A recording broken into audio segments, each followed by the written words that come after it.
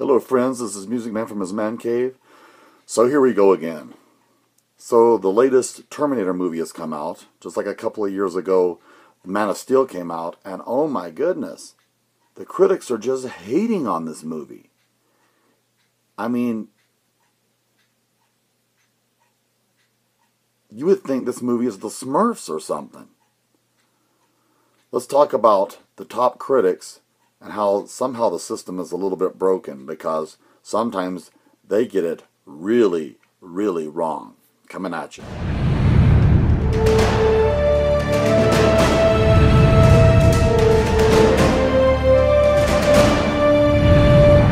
Music Man from his man cave.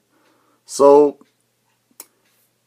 the biggest complaint about the new Terminator movie is the timeline, which to me is ridiculous because I think Terminator 1 was to be a movie made unto itself. If you remember Kyle Reese sharing with that psychologist that didn't really care about anything, he said only 2 went through and then they blew up the time displacement equipment. There's only him and me. So, somehow in Terminator 2, not only did they find the time displacement equipment, more of it, they also invented a time machine that can send pure metal through time. Because the T-1000 is liquid metal, no flesh on it at all. So right away I had a problem with that. How did that thing get through? Can its metal imitate flesh? What? It didn't establish that. It said it was liquid metal and it could imitate anything it touched. So right there was a problem. James Cameron, the great visionary director, right away, there's a problem with that movie. Okay? Then at the end, I truly expected if they stopped Skynet, that that John Connor was going to do a Marty McFly and was going to fade from existence. But instead, he didn't, which is really confusing to me because there's a paradox. If Skynet is stopped and destroyed, John Connor will never happen. He can't, because Kyle Reese will never be sent back. It's very simple. So, from Terminator 2 all the way through these movies, the timeline has made no sense. Even James Cameron himself has completely hopped over and skipped over what's called time paradoxes, which I will say that Back to the Future addressed time paradoxes. If you go back in time and you mess with your father, you can threaten your own existence. And yet they never deal with that in the second, third, or fourth Terminator movie. So you just kind of have to shut off your brain since Terminator 1.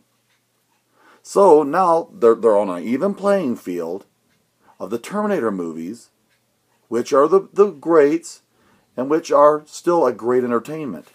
In my opinion, I really liked Terminator 2. I liked the groundbreaking special effects. I thought it was very well filmed and very well done. I enjoyed it. I'd give it an excellent rating, probably a superior rating. Terminator 3, I enjoyed it. I thought it was fun. I thought it was a good flick.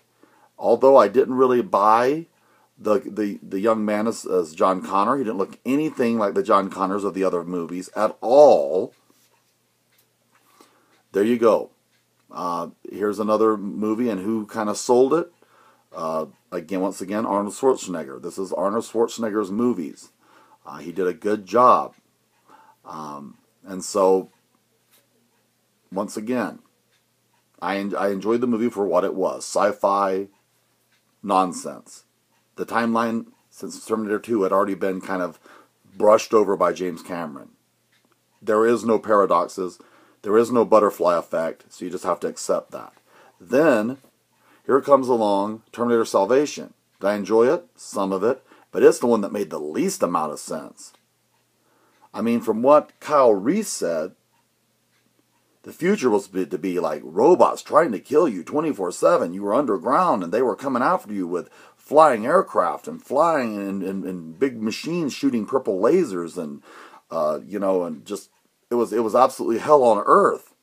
Yet in Terminator Salvation, they're living above ground and they're out. They have their own military bases above ground. And not only that, John Connor is some kind of subordinate to these people that are clueless to the tactical abilities of the machines. And then you throw in Worthington, and you get another little twist of a guy that's, spoilers, half whatever. And why is he in it? For a plot device, I suppose. But that movie made the least sense. However, I did like the big machines and the robots and stuff like that. And so, was it enjoyable? It was barely good.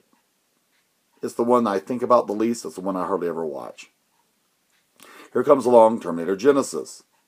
Now, there is a paradox created by something that grabs John Connor as he's going back through time. Okay? Everybody knows that. If you watch the trailer, you know that. The timeline has been changed. So, then you have to say, forget about time travel, because since Terminator 2, it makes no sense.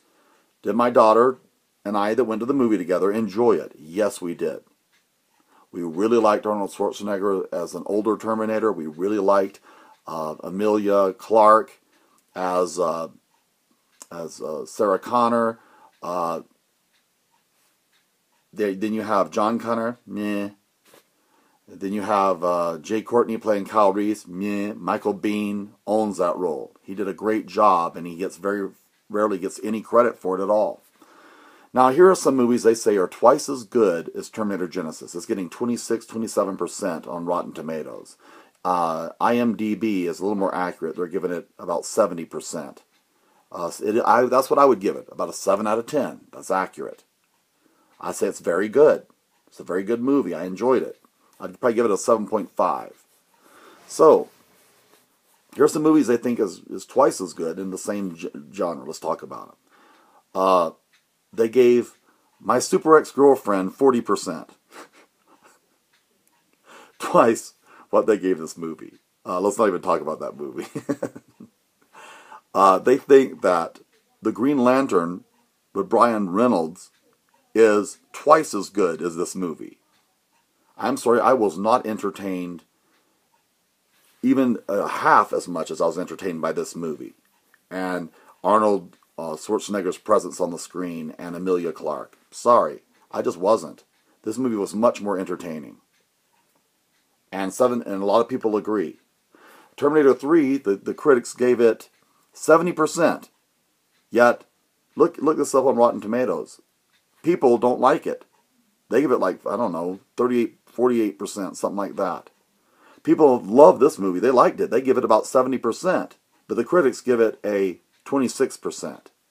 So, what I'm saying is the rating system is subjective. They're rating this down with the Smurfs. The Animal with Rob Schneider has a higher rating than this movie. You've got to be kidding. I hardly laughed in that movie.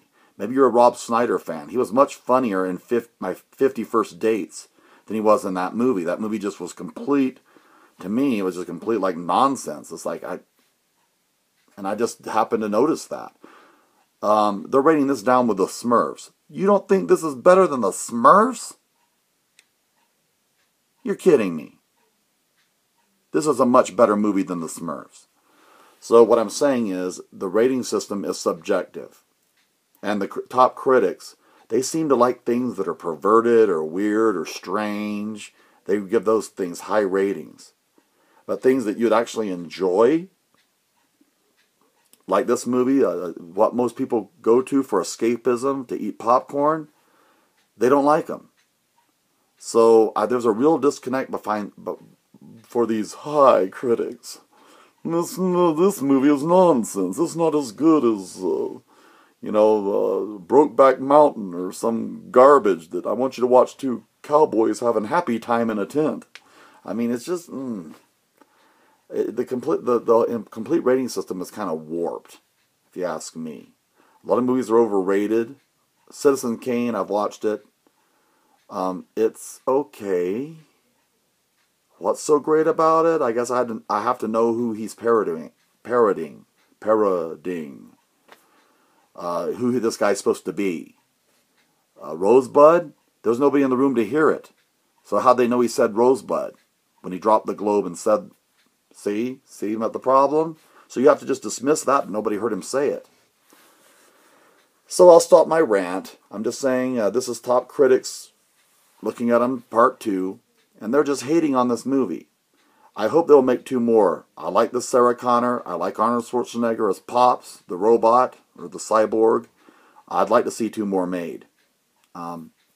It's good filmmaking. Of course, you're talking to someone I actually kind of enjoyed Waterworld, too, with Kevin Costner. I thought it was a pretty good movie. I don't know what their problem was with it. I mean, it's just kind of a water take of The Road Warrior with Mel Gibson. So, if you like that kind of stuff, you're going to enjoy the movie. The Terminator, I actually think that I'm more interested in the Sarah Connor character at this point than I am in John Connor anymore. That's been worn out. So I'd like to see where this goes and where they take this now in this alternate timeline. Anyway, Music Man from his man cave. Take the critics' opinions with a grain of salt. This is a fun time at the movies. Go see Terminator Genisys. You'll enjoy it. Take care. Bye.